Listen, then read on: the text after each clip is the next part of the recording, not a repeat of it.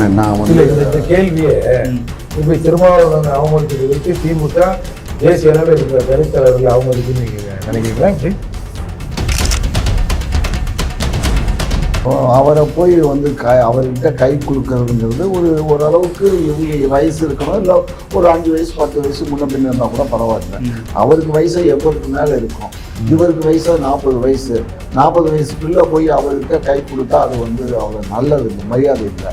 அதனால அவர் வந்துட்டார். அவ்வளோ கும்பலா கூட வந்துட்டாரா? அது நான் பார்க்கலங்க. அந்த கையெடுத்து கொடுக்க முடியல, கண்டுக்கவே இல்லை, அப்படியே வந்துட்டாரு. அதனால அவர் என்னன்னு எனக்கு சொல்ல இயலாது. பார்க்காத இல்ல இந்த மாதிரி செயல் வந்து துணை முதலமைச்சருக்கு அழகா ஃபர்ஸ்ட். இதுல வந்து அரசியல் பண்ணணும்னு ஒன்ன மாதிரி சில இந்த அயோக்கியர்கள்லாம் கிளம்பி வர்றீங்க. நீங்க பண்ற மாவீரருக்கு உங்களுக்கு என்ன சம்பந்தம்? திமுக என்ன சம்பந்தம்? அவன் தமிழன் தான், அவன் தமிழன். ரெண்டாவது எங்களுக்கு ஒரு பெருமை இருக்காதா?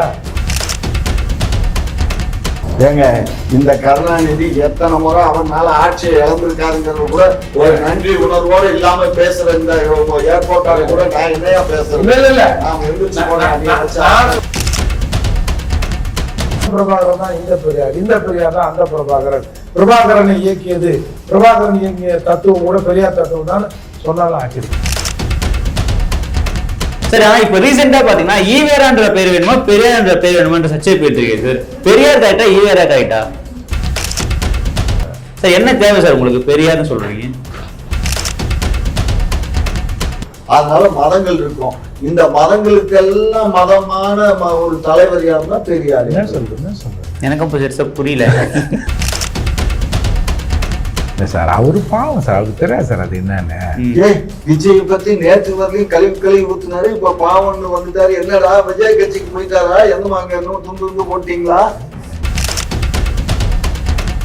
உதயநிதி எடப்பாடி உண்மையான மனுஷன்.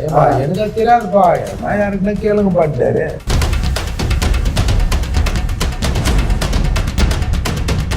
குக்கு செய்தி நேயர்களுக்கு வணக்கம். இன்றைய சிறப்பு விவாத நிகழ்ச்சிக்காக நம்முடைய இணைந்திருப்பவர் புரட்சி தமிழர் கட்சியின் தலைவர் வழக்கறிஞர் ஏர்போர்ட் மூர்த்தி அவர்கள் மற்றும் திமுகவின் மூத்த முன்னோடி முனைவர் காமராஜ் நாயுடு அவர்கள்.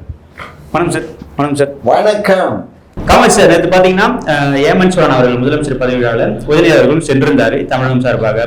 அங்க போயிட்டு எல்லாருக்கும் கை கொடுக்குறாரு, ஆனா அங்க இருந்த மல்லிகார்ஜுன கார்கேக்கு மட்டும் கை கொடுக்காம தள்ளி போகிறாரு. தலித் தலைவர்களை அவமதிக்கிறாருன்ற கேள்வி வருது சார், எப்படி பாக்குறீங்க? இந்த கேள்வியே இப்படி திருமாவளவன் அவமதிப்பதை வைத்து திமுக தேசிய அளவில் இருக்கிற தலித் தலைவர்களை அவமதிக்குன்னு நீங்க நினைக்கிறீங்களா? இப்படி எதுக்கு சார் தட்டா போய் சொல்லுவாரு? கண்ணா, நீங்க ஒரு விஷயம் நல்லா புரிஞ்சுக்கோங்க. அவர் வயதுல மூத்தவர். அவரை போய் வந்து அவர்கிட்ட கை குலுக்கிறதுங்கிறது ஓரளவுக்கு இவங்க வயசு இருக்கணும், இல்லை ஒரு 5 வயசு 10 வயசு முன்ன பின்ன இருந்தால் கூட பரவாயில்ல. அவருக்கு வயசு 80க்கு மேலே இருக்கும், இவருக்கு வயசு 40 வயசு. 40 வயசுக்குள்ளே போய் அவர்கிட்ட கை கொடுத்தா அது வந்து அவ்வளோ நல்லது இல்லை, மரியாதை இல்லை. அதனால அவர் வந்துட்டார். அவ்வளோதான். கும்பலா கூட வந்துட்டாரா? அது நான் பார்க்கலங்க. அந்த கையெடுத்து கொடுக்க முடியல, கண்டுக்கவே இல்லை, அப்படியே வந்துட்டாரு. அதனால அவர் என்னன்னு எனக்கு சொல்ல இயலாது. பார்க்காத இல்ல இந்த மாதிரி செயல் வந்து துணை முதலமைச்சருக்கு அழகா ஃபர்ஸ்ட் கண்ணா, இங்க பாரு, அழகா இல்லையாங்கிறது அது அவங்க மனநிலையை பொறுத்தது. இதுல வந்து அரசியல் பண்ணணும்னு ஒன்ன மாதிரி சில இந்த அயோக்கியர்கள்லாம் கிளம்பி வர்றீங்க. நீங்க பண்ற நான் இந்த மாதிரி கேள்வி எல்லாம் கேட்டாக்க அயோக்கியத்தனமான கேள்வி தானே. ஒரு கையெடுத்து கும்பிடல, கை குலுக்கல அப்படிங்கறது இதெல்லாம் பார்த்து கேளுங்க. ஐயா உதயநிதி அவர்கள் பிறந்த நாளாக தான் இங்க மழை பெஞ்சா டிஸ்டர்ப் ஆகணும், இயற்கையை மழையை நேற்று நிப்பாட்டுச்சு. இப்படி கேட்டா உங்களுக்கு சந்தோஷமா? அப்படி கேட்டா சந்தோஷம் இல்லை. நான் ஒண்ணு சொல்றேன், முந்தா நாள் நடந்தது பாத்தீங்களா? இங்க எல்லாம் சென்னையில எல்லாம் மறுநாள் ஒளியும் கொட்டுன்னு கொட்டுச்சு மழை. ஆனா முந்தா நாள் பாத்தீங்கன்னா மழை நின்று போச்சு. அது மாவீரனுடைய அந்த பிறந்த நாள் விழாவுக்காக விட்ட மழைன்னு கூட நான் சொல்லலாம் இல்லையா? அன்னைக்கு என்ன சார் புது பாசமா இருக்கு? புரியல. புது பாசம் இல்லப்பா. அன்னைக்கு கிட்டத்தட்ட ஒரு 50,000 பேர் கூடியிருக்காம்பா. மாவீரருக்கு உங்களுக்கு என்ன சம்பந்தம்? திமுக என்ன சம்பந்தம்? அவன் தமிழன் தான், அவன் தமிழன். ரெண்டாவது எங்களுக்கு ஒரு பெருமை இருக்காதா? இல்ல அது இல்ல, அது ஒரு பக்கம். உங்களுக்கு ஒரு பெருமை இருக்குல்ல. என்ன பெருமை? இந்த கதையை முடிச்சது நாங்க தானே. இந்த மாதிரி எல்லாம் புள்ளி வச்சு பேசுறதெல்லாம் எங்களுக்கு தெரியாது, அது உங்களுக்கு தான் தெரியும். வைகோ சொன்னாருங்க. வைகோ சொல்லுவாரு, அதாவது அந்த ஈழ மக்களின் போராட்டமும் அந்த தலைவரும் கொல்லப்படணும் அப்படின்னு இந்தியாவில் 3 பேர் நினைத்தார்கள். அதில் ஒருவர் கருணாநிதி. ஏங்க இந்த கருணாநிதி எத்தனை முறை அவனால ஆட்சியை இழந்திருக்காருங்கிறது கூட ஒரு நன்றி உணர்வோடு இல்லாம பேசுற இந்த ஏர்போர்ட்டால கூட நான் என்னையா பேசுறேன். இல்ல நாம எந்திரிச்சு போனா நான் சொன்னது ஆட்சி போச்சா ஆட்சி போலையானதுலாம் இல்ல. உங்க வைக்கோ உங்க சொந்தக்காரு கருணாநிதி அவர்களின் சொந்தக்காரு இந்த மாதிரி சொன்னாரு, இது என்னன்னு கேட்டேன். ஏங்க பேச்சுக்கள்லாம் அர்த்தம் இருக்குமாங்க? அவர் ஏதாவது பேசினாரு கலைஞரை பத்தி, அப்படி ஆணையாக்கும் அவருக்கு ஒரு எம்பி அவங்க பிள்ளைக்கு ஒரு எம்பி கொடுத்து வச்சிருக்கீங்க. அதான் சொல்றேன். அப்படி போய் உங்களை வந்து உண்மைக்கு புறம்பா உங்களை பேசியிருந்தாரா நீங்க கொடுத்துருப்பீங்களா? இங்க பாருங்க, உண்மைக்கு புறம்பா பேசினாரா என்ன பேசினாருங்கிறதெல்லாம் உங்களுக்கும் தெரியும், எனக்கும் தெரியும், தம்பிக்கும் தெரியும். ஆனா அதே சமயத்துல அப்படிப்பட்ட ஒரு மனுஷனை இன்னைக்கு கூப்பிட்டு வச்சுக்கிட்டாங்க அப்படின்னு சொன்னா அது வந்து ஓட்டு அரசியல், அவ்வளவுதான். That's all. அதை நீங்க அப்படி இது எவ்வளவு பெரிய குற்றச்சாட்டு. ஐயா சொல்றாரு வந்து நாங்கள் ஆட்சியை வந்து ஈழத்தமிழருக்காக இழந்தோம்னு ஐயா சொல்றாரு. உண்மை இல்லையா? இருங்கய்யா இருங்க, உண்மைன்னு சொல்றதுக்கு நான் யாரு? மத்திய அரசு என்ன சொல்லுச்சு சொல்லுங்க. மத்திய அரசு எதிர்ப்பு ஆட்சியை கலைச்சிச்சு. இருங்கய்யா அதே வைகோ சொல்றாரு இந்த மாதிரி அவர் சாகணும், அந்த போராட்டம் முடிவுக்கு வரணும்னு வந்து கருணாநிதி அவங்க நினைச்சாருன்னு சொல்றாரு. எப்ப சொன்னாரு? யார்கிட்ட சொன்னாரு? பொதுவெளியில இருக்கு சார். பொதுவெளியில சொன்னாரா? அப்ப சொன்னார்ல, இன்னைக்கு எப்படியா நீ அந்த ஆள் கட்சிக்கு திரும்ப நீ எப்படியா போன கலைஞர் கட்சிக்குன்னு கேட்க வேண்டியதா? அவரு பதில் வருவாங்க. நீங்க எப்படி சேர்த்தீங்க? நாங்க ஏங்க எத்தனை பேர் வந்து தர்மம் கேட்டாங்க, தர்மம் போடுற மாதிரிதான் இப்ப அவருக்கு பதவி போட்டு. இது எவ்வளவு பெரிய குற்றச்சாட்டுங்க. ஏங்க அரசியல் இதெல்லாம் சகஜம்பா. இது அரசியலை பத்தி ஒருத்தர் சூழ்ச்சி பண்ணி கொள்றது, ஒருத்தர் அரசியல்னா அது அப்படித்தான். அரசியல் ஈழத்தமிழன்னா யாரு? இந்த நாட்டுக்கு அந்த நாட்டுக்கு என்ன இருக்கு சொல்லுங்க. இது வேற, அது வேற. நண்பங்கிறது வேற, உறவுங்கிறது வேற. அந்த நாட்டுக்கு இந்த நாட்டுக்கு என்ன சம்மந்தம்? இலங்கை. அப்போ அந்த நாட்டில் நடக்கிற போராட்டம் ஒழியணும்னு நீங்க நினைச்சது உண்மைதான். அப்போ அதெல்லாம் எனக்கு தெரியாது, நான் நினைக்கல அப்படி. போராட்டம் ஆட்சிக்கு வரணும்னு நினைச்சேன். யார் ஆட்சிக்கு வரணும்? தமிழர்கள் அங்க ஆட்சி பண்ணணும்னு நினைச்சேன், அமையணும்னு நினைச்சேன். வைகோ சொன்னாரு, அந்த மாதிரி உங்க தலைவர் நினைச்சாரான்னு கேட்க. அது எனக்கு தெரியாதுங்க. தமிழ் ஈழம் அமையணுங்கிறதுல எனக்கு சந்தோஷம். காமாட்சிநாதன் என்ன நினைச்சாரு அப்படின்னு நாங்க இங்க பாருங்க, கலைஞர்கிட்ட நான் பல முறை இது சம்பந்தமா பேசியிருக்கோம். நான் இப்ப சொல்றேன், அவருக்கு வந்து ஈழம் அமைஞ்சாதான் நமக்கு வந்து நிம்மதியா இங்க ஆட்சி பண்ண முடியும்னு கலைஞர் சொல்லியிருக்காரு. அப்படி சொன்ன கலைஞர் இப்படி சொன்னாருன்னு சொல்லி இந்த ஆளு சொன்னாருன்னா அப்ப இந்த ஆளுக்கு இப்ப அதனாலதான் இப்ப அவரு புத்தி எடுப்பு வித்துறாருன்னு சொல்றேன். இல்ல சார், ஒரே ஒரு பின் குறிப்பு, ராஜபக்ச சந்திச்சவங்க யாரும் நினைவுபடுத்துங்க. ஏங்க ராஜபக்சே யாரெல்லாம் சந்திச்சாருன்னா, ஒரு எம்பி நாடாளுமன்ற குழு போகுது தமிழ்நாட்டுல இருந்து, அங்க இருக்க மக்கள் எல்லாம் போருக்கு அப்புறம் வந்து என்ன ஆச்சு ஏதாச்சு முதல்ல அந்த குழு போன பிறகு கலைஞர் சொன்னது அபிஷியல் குழுனாரு. பாராளுமன்றத்திலும் அது வந்து பத்திரிகையிலும் ஒரு செய்தியா வந்து அது பரபரப்புக்குள்ளான போது உடனே அவர் சொல்லிட்டாரு அது அண்ணா அபிஷியல் குழு. அபிஷியல் குழு என்ன இந்த கட்டி கொடுத்தா சீர் இந்த கவலையில ஆதார் சோகலாம் செஞ்சு அது சீர் கொடுத்துட்டு வருவோம். எங்க கட்சியின் சார்பா போயிட்டு வந்தாங்க சார். மூர்த்தி சார், இத்தனை வருஷமா இந்த மாவீரருக்கு திமுக சப்போர்ட் பண்ண மாதிரி எனக்கு தெரியல. ஆனா இந்த வருஷம் மட்டும் அதை கையில எடுக்கிறாங்கன்னா என்ன காரணம் சார்? இல்ல அதை வந்து இப்ப சாதி ஒழிப்பு அது இதுன்னு ஒரு கதை விட்டாங்க. அது ஒரு விடுதலை போராட்டம்ன்ற மாதிரி இல்லாம என்னமோ பிரபாகரன் சாதி ஒழிக்க போடப்பட்ட அண்ணாதுரை பெரியாரு அந்த லிஸ்ட்ல விட்டாங்க. அண்ணாதுரை கூட சொல்ல மாட்டாங்க, பெரியார் லிஸ்ட்ல பிரபாகரன் கொண்டு போய் நாளைக்கு பாருங்க அந்த பிரபாகரன் தான் இந்த பெரியார், இந்த பெரியார் தான் அந்த பிரபாகரன், பிரபாகரனை இயக்கியது பிரபாகரன் இயங்கிய தத்துவம் கூட பெரியார் தத்துவம் தான் சொன்னாலும் ஆச்சரியப்படுத்துது இல்லை. சந்தேகம் உங்களுக்கு? என்ன சும்மா பெரியார் காப்பி அடிச்சுதாங்க இன்னைக்கு உலகம் பூரா இயங்குது. பெரியார் இல்லைன்னா ஒண்ணு பிரபாகரன் பெரியார் பார்த்தாங்க. ஆமா ஆமா எல்லாம் பார்த்துதான். பெரியாரும் தமிழ் தேசியம் ஒண்ணுன்னு சொல்லுவீங்களா? அடுத்தது அவர் தமிழ் தேசியம் தமிழனை பத்தி தவறாகவே அவர் சித்தரிச்சாரு. தமிழ் வந்து காட்டு பிராண்டி பாசைன்னு கூட திட்டினாரு. காரணம் என்னன்னா தமிழனுக்கு உணர்வு இல்லை. தமிழனுக்கு தமிழ்ங்கிற உணர்வு இல்லாதனால அவர் திட்டினாரு. அதை வந்து இப்ப தவறா சித்தரிச்சு பேசுறானுங்க. புரிஞ்சுக்கோ, அவர் தமிழ் மக்கள் மீது தீரா பற்று வச்சிருந்தாரு. அந்த பற்றினுடைய வெளிப்பாடு என்னடா நம்ம வருஷம்லாம் இப்படி கத்துறமே, இந்த பயலுக்கு என்ன காட்டுறாண்டியா இருக்காங்களே அப்படின்னு தான் பேசினாரு. ஆனா அதை இன்னைக்கு இப்படி முறுக்கி அப்படி தேய்ச்சு அப்படி வந்து பேசுறானுங்க. ஐயா எப்படி அப்படி சிரிப்பே வராம பெரியாரை பத்தி இப்படி பேசுறீங்க? நாங்க என்ன பேசுறோம்? அப்படியே தமிழுக்காகவே அவர் இருந்தார். ஆமாங்க, அவர் தாங்க மொழி சீர்திருத்தம் கொண்டு தமிழ்ல மொழி சீர்திருத்தம்.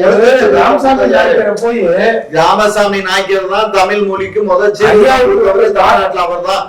புரிஞ்சுக்கோங்க, ஐயாவுக்கு பாசமே அவரும் தெலுங்காருன்ற ஒரு பாசம் தானே தவிர வேற ஒண்ணும் கிடையாது. ஓ அங்கேயும் ஆமா கேளுங்க. சரி, ஆனா இப்ப ரீசெண்டா பாத்தீங்கன்னா ஈவேரான்ற பேர் வேணுமா பெரியார்ன்ற பேர் வேணுமான்ற சர்ச்சை போயிட்டு இருக்கு சார். பெரியார் கரெக்டா ஈவேரா கரெக்டா? ஈவே ராமசாமி நாயக்கர் தான் அவரோட பேரு. அப்படிதான் பாக்குவோம் நம்ம. பெரியார்னு சொல்லக்கூடாதா? பெரியார் இவங்களே சொல்லிக்கிறாங்க. சார் என்ன தேவை சார் உங்களுக்கு பெரியார்னு சொல்றீங்க? என்னப்பா ஈவேரா வேணுமா? எங்க வீட்டுக்கு தான் 4-5 பெரியார் இருக்கிறாங்க. நாங்க பெரியார் சொல்லுங்க. இப்ப எங்க தாத்தா பெரியார் தான். அந்த பேர் சொன்னாலே கோவப்படுறாங்க சார். ஈவேரான்னு சொல்லக்கூடாதான், பெரியார் தான் சொல்லணுமா? திமுக எல்லாரும் சொல்றாங்க. ஏன்னா ஈவேரான்னு சொல்றா ஈவே ராமசாமி நாயக்கர்னு சேர்ந்து வந்துடும். பெரியார்னா அதோட முடிஞ்சிடும்ல. ஆக்சுவலா அவர் சிறியார்னு வச்சுங்களேன், பெரியார்லாம் கிடையாது. என்னவோ அவர் அந்த காலத்துல இருந்தாரு போனாரு, எங்க அப்பா எங்க தாத்தாவெல்லாம் ஏமாத்துறாரு. அந்த கதை இப்ப செல்லாதுன்னு நாங்க சொல்றோம். எங்களுக்கு பொறுத்தவரை பெரியார்னு சொல்ற இவங்களால் சொல்லப்படுகிறவர் ராமசாமி நாயக்கர் தான். ஏன் சார் உங்களுக்கு பெரியார்ன்ற பேர் நினைக்கிறீங்க? ஈவேரா தானே அவருடைய முழு நேம் அது. எப்பா நான் எப்படி கூப்பிட்டா உனக்கு எங்க வலிக்குது? இல்ல ஈவேரா கூடுது இல்ல, பூரும் இப்ப காதுல பூருதுன்னா காதுல பஞ்ச வச்சு அடைங்க, மண்ணை கொட்டி அடைங்க. இல்ல ஈவேரான்னு சொன்னா எதுக்கு உங்களுக்கு கோவம் வருது நான் கேட்கிறேன். ஈவேரா தான் அவருடைய பேரு. அதுதானே சொல்றோம். ஈவேராங்கிறது என்ன அவருடைய ஷார்ட் பால், பேருடைய ஷார்ட் நேம். அவரை வந்து நாங்க வந்து பெரியார்னு சொல்றோம். எங்களுக்கு அவர் தான் மூத்தவர், முன்னோடி. அதனால அவரை நாங்க பெரியார்னு சொல்லணும்னு சொல்லி நாங்க கட்டாயப்படுத்தல. நல்லா புரிஞ்சுக்கோ. நீ சொல்லணும், அவர் சொல்லணும், அந்த அம்மா சொல்லணும், இந்த கோவப்படுறீங்க. நாங்க யாரையும் கோவப்பட வேண்டிய அவசியம் எங்களுக்கு இல்ல. பாருங்க, பெரியாருடைய பேரையோ அவரையோ இந்த நாட்டுல மறக்க இயலாது கண்ணு. அது எத்தனை தலைமுறை எத்தனை தமிழினிய வந்து இந்த நாட்டை ஆண்டாலும் சரி, என்ன ஆளாம போனாலும் அதை பத்தி கவலை இல்லை. இன்னும் ஒரு 10 அதிகபட்சம் ஒரு 10-20 வருஷங்க இந்த பெரியார் ராமசாமிங்கிற பேரு லோகத்தின் அடையாளமாக இந்த பேர் சொல்லப்படும். தெரிஞ்சு போச்சு. தமிழருக்கு ஒண்ணு புரிஞ்சுக்கோங்க, புத்த மதம் வரும்போது பௌத்த மதம் இருக்காது, பௌத்தம் வரும்போது இது இருக்காதுன்னாங்க. எது இருக்காதுன்னு சொன்னாங்க? சிவ மதம் இருக்காது, இந்த விஷ்ணு மதம் எல்லாம் இருக்காதுன்னாங்க. எல்லாமே ஏன்னா 10,000 பேரோட போய் இவர் இணைஞ்சாரு. யாரு இணைஞ்சா? நம்ம அம்பேத்கர் வந்து பௌத்தத்தை தலைவர். அதனால அவ்வளவு போயிட்டாங்க. அதனால இனிமே வந்து சிவா இருக்காது, விஷ்ணு இருக்காது அப்படின்னாங்க. இன்னைக்கு விஷ்ணு இருக்கு, சிவன் இருக்கு.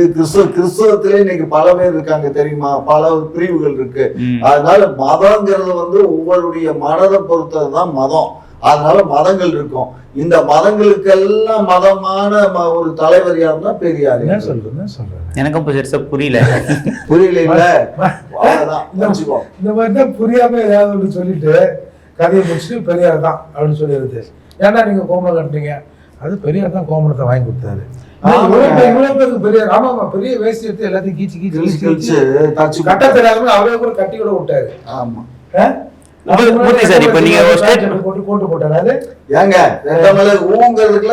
சீனிவாசன் எத்தனை மக்களுக்கு சொல்லி கொடுத்தாரு, எத்தனை மக்களை திருத்திட்டு வந்தாரு. எங்களுக்கு பிடிக்காத மாதிரி நீங்க கதை கட்டாதீங்க. அவரே எனக்கு ரொம்ப பிடிக்கும், நல்ல மனிதர். அவர் வந்து ஏதோ ஒரு பழமொழி சொல்லுவாங்க, MC ராஜா, அயோத்திதாசர், இவங்க எல்லாம் வந்து அயோத்திதாசர் தான். இவங்க எல்லாம் வந்து சிப்பிக்குள் இருந்த முத்துக்கள், அவ்வளவுதான். மூடி இருந்தாங்க, வாழ்க்கை மூடித்தான் இருந்துச்சு. ஆனா பிரபலியமானது தந்தை பெரியார் மட்டும்தான். எல்லாரும் எல்லாம் வந்துட முடியாது. நான் எல்லாம் காமாட்சி நாயுடு ஆக முடியாது, எல்லாம் ஏர்போர்ட் மூர்த்தி ஆக முடியாது.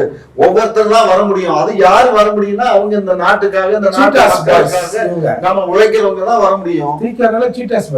ஆமா மூர்த்தி சார், நீங்க ஒரு ஸ்டேட்மெண்ட் சொல்லியிருந்தீங்கல்ல, 20 வருடம் கழித்து பாத்தீங்கன்னா திராவிடமே இருக்காது, பெரியார் என்ற பேரே இருக்காதுன்னு சொல்றீங்க. ஆனா இப்ப வந்து விஜய் அவர்கள் கூட பாத்தீங்கன்னா திராவிடத்தை தான் பயன்படுத்தி வராரு. இதை எப்படி சார் அழிக்க முடியும்னு நினைக்கிறீங்க? இல்ல சார், அவரு பாவம் சார், அவருக்கு தெரியாது சார் அது என்னன்னு. விஜய் பத்தி நேற்று வரலையும் கழுவி ஊத்துனாரு, இப்ப பாவம்னு வந்துட்டாரு. என்னடா விஜய் கட்சிக்கு போயிட்டாரா? என்னமாங்க இன்னும் துண்டு போட்டீங்களா? என்ன இருங்க ஐயா, இருங்க கொய்யா. அதாவது அவருக்கு ஒன்றும் தெரியாதுங்க. அவர் ஏதோ எழுதி கொடுத்தது சினிமா வசனம் மாதிரி ஏதோ படிச்சுட்டு அவர் பாட்டு போயிட்டாருங்க. திராவிடம் ஏன் அழியும் என்று சொல்கிறேன்னா, இப்போ வைகோ சொன்னாரு, பா திராவிடம் வாங்கிடணும்னு நினைச்சேன், வந்து ஸ்டாலின் அவர்களுக்கு திராவிடத்தை அழியாமல் பாதுகாக்க அப்படின்னு சொல்றாரு. எல்லாருமே கிட்டத்தட்ட ஒரு 70 தாண்டி விட்டாங்க. இப்போ நம்ம வீரமணி இருக்கார்ல, ஹோல்சேல் அத்தாரிட்டி வியாபாரி, ஹோல்சேல் குப்பை கிடங்கு, அவருக்கு கிட்டத்தட்ட 90 வயசு மேலே ஆகிப்போச்சு. இன்னும் இவங்க எல்லாம் ஒரு 10-20 வருஷங்க, அதுக்கப்புறம் திராவிடம் சொல்றதுக்கு ஆளே இருக்காதுங்க சார். பட் ஆனா இப்போ வர விஜய் அவர்கள் முதல் கொண்டு அதை எடுத்துட்டு வராங்கன்னா அப்ப இளைஞர் மத்தியில போய் அது பாயும்ல. இல்லைங்க, நல்லதும் கெட்டதோங்க. இப்போ வீரமணி ஐயா எல்லாம் திராவிடத்தை பற்றி கரைச்சி குடிச்சு எப்படி ஏமாத்தணும், எப்படி விளக்கம் சொல்லணும்னு தெரிஞ்சவருங்க. நீ என்ன கேள்வி கேட்டாலும் அதுல வந்து மடக்கடி சொல்லுவாரு. ஐயா மாதிரி எல்லாம் விட்டுற மாட்டாரு, அவரு விளக்கம் சொல்லுவாரு. அந்த விளக்கத்தை விஜய் சொல்றாரா? எவனோ எழுதி ஊத்தனா திரும்பி பார்ப்பாரு. அதால இப்ப உதயநிதி கிட்ட போய் திராவிடம் பத்தி பேசுங்க, ஒரு 1/2 மணி நேரம் பேசுங்கன்னா என்ன பண்ணுவாரு? பேசுவாரு, திரும்பி எல்லாம் பார்க்க மாட்டாரு, பேசுவாரு.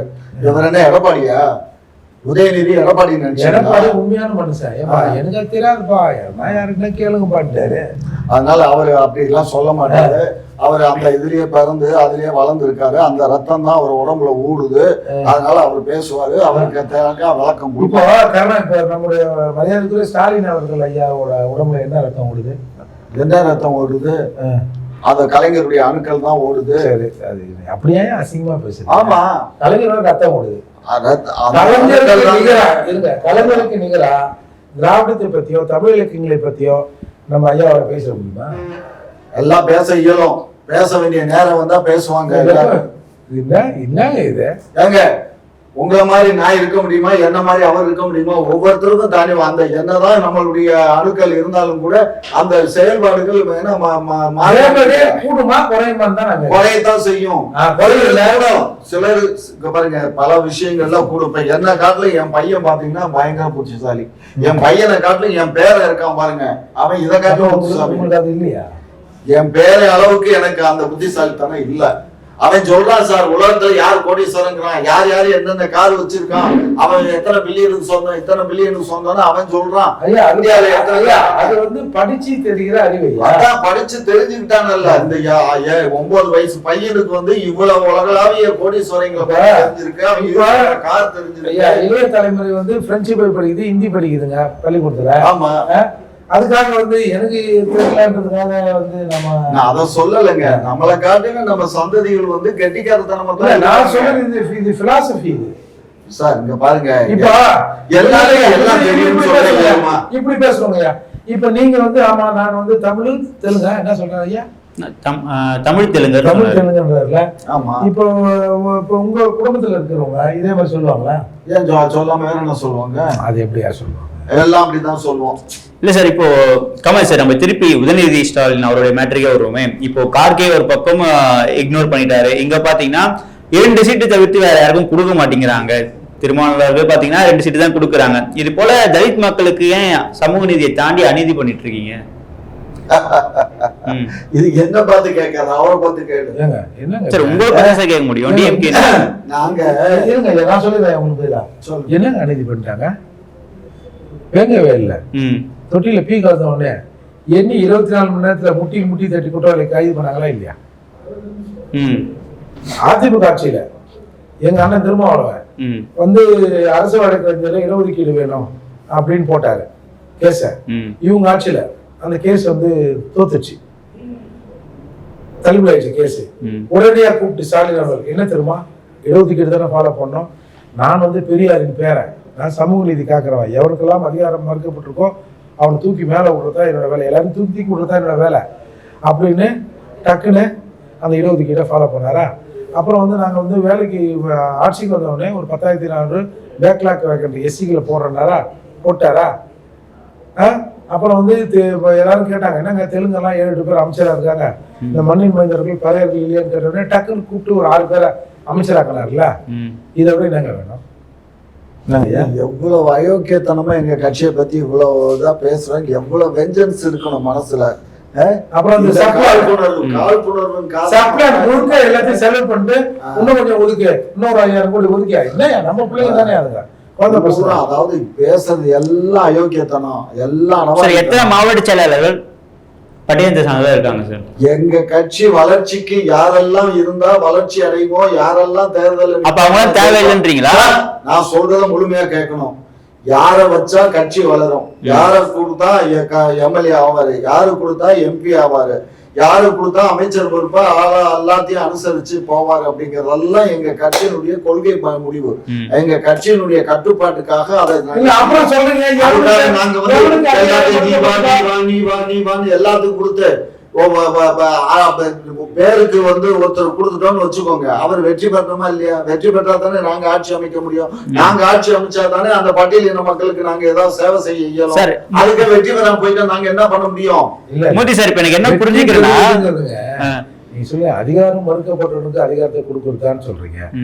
எங்களால மாவட்ட செயலாளர் நாங்க ஒண்ணும் குத்தனோ இயேசுவோ இல்ல. நாங்க வந்து அதிகாரம் மறுக்கப்பட்டவங்களுக்கு அதிகாரம் கொடுத்து நாங்க போய் உட்காந்து வைக்கிறது. உங்க முதல்வர் சொல்றது, எங்க முதல்வர் சொல்றாரு, எங்கள்கிட்ட ஜெயிச்சு வந்தவங்களுக்கு இப்ப நாங்க ஒரு கல்வி அமைச்சரா கொடுத்திருக்கோம்ல, உயர் கல்வித்துறை கையில எல்லாம் கொடுத்திருக்கோம். அதாவது யாருக்கு அதிகாரம் மறுக்கப்பட்டு கீழே இருக்காங்களோ அவங்க தூக்கி தான் மேல விடுவாங்க. ஆமா, வேலை வாய்ப்பு கல்வியில உயர்த்தி விடுவோம். மாவட்ட செயலாளர் கொடுங்க. அதுக்கு எங்க அது அரசியல் எதுக்கு? கல்வியில கொடுக்குறோம். ஒரு IAS அதை கொடுப்பாங்க. ஒரு மாவட்ட செயலாளரா ஒரு SC வராருன்னு வச்சுங்களேன், அந்த மாவட்டத்தின் கீழே இருக்கிற ஒன்றியம், அந்த மாவட்டம் சொல்ல போனா அங்கிருந்து ஜெயிச்சு வர அமைச்சர் கூட MLA கூட அந்த மாவட்ட செயலாளர் கண்ட்ரோல்ல தான், அவங்க சொன்னாதான் கேட்பாங்க. அப்படி இருக்கும்போது ஒரு SC சொல்ற பேச்சை கேட்கணும், இல்லை அவங்களை நம்ம சரிசமமா நடத்தணும், அவங்கள வந்து கண்டபடி ஏசக்கூடாதுன்ற மாதிரியாவது வரும்ல. இப்ப எதுக்கு வந்து இடஒதுக்கீடு கொடுத்து தூக்கி விட்டான்? கொஞ்சம் மேல வந்துட்டா கொஞ்சம் அதிகாரம் பரவலாக்கப்படும், எல்லாரும் போல எல்லாரும் இருக்கணும்ன்றதுக்காக தானே கொடுத்தாங்க. நீங்க கடைசி வரைக்கும் எல்லாத்தையும் அப்படியே அமைக்கிறேன். நான் சொல்றது சமத்துவம் நாங்க கொண்டு வரணுங்கிறது எங்க கட்சியுடைய கொள்கை. அவங்க வேலை வாய்ப்பு கல்வியில உயரணும், பொருளாதாரம். கட்சிங்கிறது பொருளாதாரமா? கட்சிங்கிறது அது அரசு இது பண்ணி கட்சி பணி, அதுக்கு ஒன்றும் வருமானம் கிடையாது, சம்பளம் கிடையாது. அதுக்கெல்லாம் சம்பந்தம் அதெல்லாம் ஒண்ணும் பாருங்க. கட்சியில பொறுப்புக்கு வர்றவங்களுக்கு சொல்றேங்க, ஒரு 4 பேர் மாவட்ட செயலாளர் கொடுத்தா அவன் ஆளுக்கு ஒரு 500 கோடி சம்பாதிச்சுன்னு போவான்ல ஒரு SC, அப்படி சொல்லுங்க. ஏன்னா இங்க இருக்க மாவட்ட செயலாளர் பூரா கொள்ளையடிக்கிறான். யார் வீட்டுல போய் கொள்ளையடிச்சு 500 கோடி 1000 கோடி சம்பாதிச்சு வச்சிருக்கான், நீங்க போய் எடுத்துட்டு வாங்க. ஏங்க ஏழைன்னு ஒரு மாவட்ட செயலாளர் சொல்லுங்க திமுகல. இங்க பாருங்க, ஏன் அவன் எல்லாம் ஏழையா வசதியானவனுக்கு தான் பொறுப்பு. எம்ஜிஆர் சொன்னாரு, துண்டு வீட்டுக்கு அலைந்து கொண்டு இருக்கும், இன்னும் 3 மாடி வீடு கட்டியது எப்படின்னு எம்ஜிஆர் முதலா ஒரு பிரச்சனையை கலப்பினாரு. ஐயா, நீங்க ஒவ்வொரு தலைவரும் எல்லா கட்சியிலும் மாவட்ட செயலாளர் அப்படித்தானே இருப்பாங்க. தப்பு சொல்லல. உங்க மாவட்ட தலைவர்கள் எத்தனை கோடி சம்பாதிச்சுட்டாங்க? நீங்க என்ன நாங்க திருப்பி ஆட்சிக்கு வந்தா எங்களால அப்படித்தான் செய்வாங்க. அப்படியா? சரி, வாங்க வாங்க நீங்க பாப்போம். இல்ல ஏன் சார் உரிய பிரதிநிதித்துவம் கொடுத்தா என்ன போகுது? நான் சொல்றது உங்களுக்கு புரியல. நான் சொல்றது கட்சிங்கிறது வேற, ஆட்சி பொறுப்புங்கிறது வேற. கட்சியிலும் கொடுக்கல, ஆட்சி பொறுப்புல எல்லாரும் சமத்துவமா மதிக்கப்படணும். சமத்துவம் வேணுங்கிறது எதுல வேணும்? வேலை வாய்ப்பு கல்வியில வேணும். அப்ப ஒரு மாவட்ட செயலர் கொடுத்தா வந்து ஒரு மாவட்ட செயலர் அரசியல்ல வேண்டாம். நான் என்ன சொன்னேன், நல்ல கல்வி கத்துக்கோ, நல்ல முறையில நீ போ, IPS போ, IAS போ. குடும்பம் இன்னைக்கு டாக்டர்ஸ் இன்னைக்கு பாத்தீங்கன்னா பட்டியலின மக்கள் எவ்வளவு டாக்டர்ஸ் இருக்காங்க தெரியுமா? அதே மாதிரி இன்னைக்கு IPS IAS எவ்வளவு இருக்காங்க.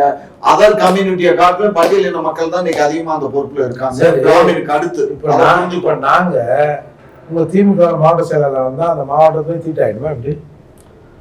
இது ரொம்ப ஓவரான பேச்சு தம்பி. இதெல்லாம் வந்து அவர் கேட்கறதே சரியில்லை. இது என்ன தீட்டு, என்ன தீட்டு? இப்ப நீங்க என் பக்கத்துல உட்காந்துருக்கீங்க, நீங்க எனக்கு தீட்டா இல்ல நான் உங்களுக்கு தீட்டா? என்ன வார்த்தை பேசுறீங்க? அதெல்லாம் தவறுங்க. என்ன காமாட்சி நாயுடுக்கு அந்த எண்ணம் இல்ல, திமுகவுக்கு அந்த எண்ணம் இருக்கும். எனக்கே இல்லாத போது எங்க தலைமைக்கு எப்படிங்க இருக்கும்? நீங்க என்ன திமுக வாரிசா? ஆமா ஆமா, நாங்க திமுகவுடைய வாரிசு தான். நான் 62ல இருந்து இருக்கேன். நீங்க சும்மா உங்க காசுல கரை வெட்டி கட்டினு அலையிறவரு. அப்புறம் என்ன, நாங்க அடுத்த காசு நாங்களா வேட்டி கட்டுவோம்? அவங்க அவங்க எல்லாம் இல்ல, எல்லாமே அவங்க உழைப்புல சம்பாதிச்சு. என்ன உழைப்பு? அவங்கதான் பத்திரிகை நடத்துறாங்க, எத்தனையோ கம்பெனிகள் இருக்கு, இண்டஸ்ட்ரியல் இருக்கு, நம்ம தொழில் நம்ம பண்றாங்க. மரியாதைக்குரிய முதல்ல எதனா கம்பெனில வேலை செஞ்சு கம்பெனில வேலை பண்ணணும்னு அவசியமா?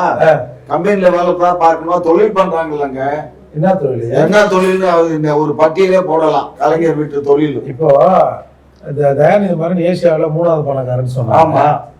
என்ன தொழில் பண்ணா அப்படி 3வது பணக்காரன்? ஏங்க அவரு இன்னைக்கு எத்தனை சன் டிவி குழுமம் எத்தனை இருக்கு தமிழ்நாட்டுல, எத்தனை சேனல் நடத்துறாங்க?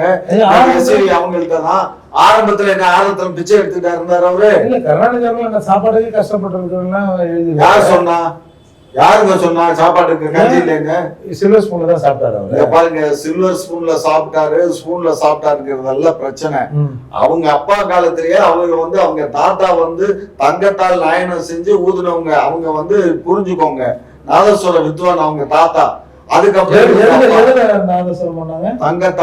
தங்கத்தால் நாதஸ்வரம் அது எங்க இருக்குன்னு எனக்கு தெரியாது. தங்கத்தால் நாதஸ்வரம் செஞ்சு அதுலதான் அவங்க வாசிச்சிருக்காங்க. அதுக்கு சாமி புறப்பாடுக்கு முன்னாடி வாசிக்கிறது அவங்களுடைய குலத்தொழில். அதுக்கப்புறம் இவர் சிறு வயது முதற்கொண்டு திராவிட கட்சியில சேர்ந்து திராவிடத்துக்காக கையெழுதி கதை வசனம் எழுதி 1952லயே முதல் காரை வாங்கி ஓட்டினவரு. வீடை வாங்கினார் 52ல. அவரு அப்ப கட்சியில 49 தான் கட்சி ஆரம்பிக்குது, 52ல இவ்வளவு பண்றாரு. இவர் கட்சியை வச்சு சம்பாதிச்சுட்டேன்னு சொல்றது பெரிய அபத்தம் இல்லையா? இது அடுக்குமா? கடவுளுக்காவது அடுக்குமா? சும்மா போங்க சார். நீங்க வாய் பிடிச்சதோ மாங்காய் பிடிச்சதோன்னு பேசுறதுக்குன்னே என் கூட உட்காடுறீங்க. எதை வந்தாலும் எங்க ஆட்சியும் மக்களையும் நீங்க இப்படி பேசும்போது நான் மேல பார்க்கத்தாகுது. இப்படி நீங்க பேசுனீங்கன்னா மேல கலந்து இடிஞ்சு உங்க மேல ஓடுறதுக்கு பதிலா பக்கத்துல இருக்க எம்எல்ஏ ஊந்துட போகுதுன்னு நான் பயப்படுறேன். பயப்படாதீங்க. கண்டிப்பா நான் பேசிட்டேன். உண்மை இல்லையா? எதுவும் உண்மை இல்ல சொல்லுங்க பாப்போம். சத்தியமா இந்த மாசம் எல்லாருக்கும் தர ரிவிஷன்ல ஐயாவுக்கு ஒரு 3 மடங்கா திமுக தரணும். பாத்துங்க ஐயா, சொல்லுங்க ஐயா. இங்க பாருங்க, நான் இந்த நிமிடம் வரை நான் யாருகிட்டையும் கை விட்டு வாங்கல. நான் சொல்லிட்டேங்க ஐயா, நான் வாங்க வேண்டிய அவசியம் இல்லை. பாத்துருக்கீங்களா எங்க ஐயா எப்பெல்லாம் பேசுறாரு பாத்துங்க. புண்ணியவானே பகவானே பார்த்து செய்யுங்க இந்த தடவை போதுங்க. நீங்க இப்படி எல்லாம் பேசுங்க. ஏற்கனவே எங்க பசங்க எல்லாம் காமாட்சி நாயுடு நிறைய திமுக பணத்தை வாங்கிட்டு அங்க சொம்படிச்சிட்டு இருக்காருன்னு சொல்றானுங்க. நீங்க வேற கூட அந்த சந்தேகம் வர மாதிரிதான் இப்படி சொல்றீங்களையா? வைடூர வைரங்கள் பதித்த நாயனத்தை வாசித்தாருன்னு தான் சொல்லல, தங்க நாயனம் சத்தம் வந்துதா புசு புசுன்னு. ஏங்க தங்கத்தால் செஞ்சா புசு புசுன்னு வராம அது வர்றதுக்கு அது டியூப் அந்த இது தாங்க. அதை போட்டாக்கா அந்த குழாயில எதை மாட்டினாலுமே சத்தம் கேட்கும். புரிஞ்சுக்கோங்க. எதை மாட்டினாலும் அதுக்குன்னு ஒரு அந்த இது இருக்குது. அந்த லெதர்ல செஞ்சிருப்பாங்க. அதை அதில் மாட்டணும். மாட்டி ஹோல் போட்டு அந்த ஹோலை கையில வச்சுக்கிட்டு இதை ஊதுனோம்னா வரும். ஐயா நீங்க சொல்றத பார்த்தா அவங்க தனியா அவங்க கோலாறுல தங்க வயல் இருந்த மாதிரிலாம் சொல்றீங்க. கோலாறுல தங்க வயல்லாம் இல்ல. மூர்த்தி சார், என்னுடைய இறுதி கேள்வி நம்ம வச்சுக்கலாம். என்னன்னா உதயநிதி ஸ்டாலின் பாத்தீங்கன்னா இப்போ துணை முதல்வராக ஆயிட்ட பிறகு நிறைய முக்கியத்துவம் கொடுக்குறாங்க. இப்போ பர்த்டே ஃபங்க்ஷன் பாத்தீங்கன்னா மிகப்பெரிய அளவில் கொண்டாடப்பட்டது. ஸோ இப்போ 2026 தேர்தலில் அவரை சிஎம்மா வச்சு போக போறாங்கன்னு நினைக்கிறீங்களா? ஏங்க அது தவிர்க்க முடியாது தானுங்க. அவரை சிஎம்மா அனௌன்ஸ் பண்ணிடுவாங்களா? பண்ணுவாங்க. இப்ப அறிவிக்கப்படாத சிஎம் அவர் தானுங்க. எப்படி CM is not a constitutional post, is already work as a CM தான். நீங்க போய் சிஎம் போய் பார்த்தோம்னா சின்னவரை பாரு அப்படின்றது தான் நடைமுறையில் இருக்குது. இப்போ பாருங்க, இப்போ எல்லாருமே பொத்துன்னு இப்போ ஒரு பக்கம் நம்முடைய ஸ்டாலின் ஐயா நிற்கிறாரு, ஒரு பக்கம் உதயநிதி ஐயா நிற்கிறாருன்னா டப்புன்னு அங்கே கால்ற ஒதுக்குதால இங்கே தான் விடுவாங்க. இப்போ காமாட்சி ஐயா கிட்ட கொடுத்து ஒரு சால்வையை கொடுத்து போய் கொடுங்கன்னா டக்கு நேரம் உதயநிதி தான் போய் கொடுப்பாரு. ஏன்னா இவர் தான் அடுத்து இவர்கிட்ட ஞாபகம் வச்சுனா தான் இன்னொரு 10-20 வருஷம் நம்ம காலத்தை ஓட்ட முடியும் அப்படின்ற கண்டிஷனுக்கு எல்லாரும் ஆயிட்டாங்க. இல்லை அது அவங்களுக்கு வெற்றியை தேடி கொடுக்கும்னு நினைக்கிறீங்களா? வேற வழி இல்லைல்ல. இப்போ நீங்க திமுகவுக்கு யார் தலைமைன்னு சொல்ல முடியும் சொல்லுங்க? இல்லை ஸ்டாலின் அவர்களே இருக்காங்கல்ல.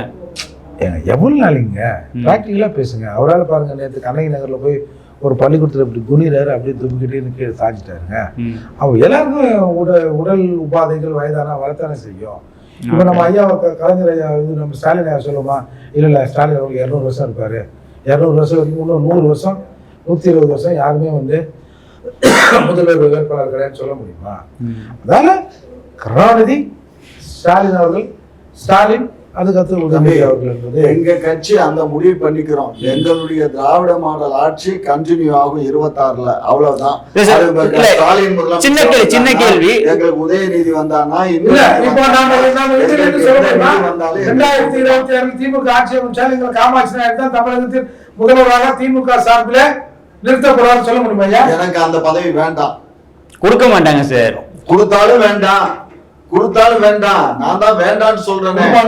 கொடுத்தாலும் வேண்டாம். கொடுப்பாங்களா? எதுக்கு கொடுக்கணும்? அவங்க கட்சி, அவங்க சொத்து, அது புரிஞ்சுக்கோங்க. திராவிட முன்னேற்ற கழகங்கிறது இங்க இருக்கக்கூடிய தொண்டர்கள் எல்லாம் அவருக்கு பட்டா போட்டு நாங்க கொடுத்துட்டோம்.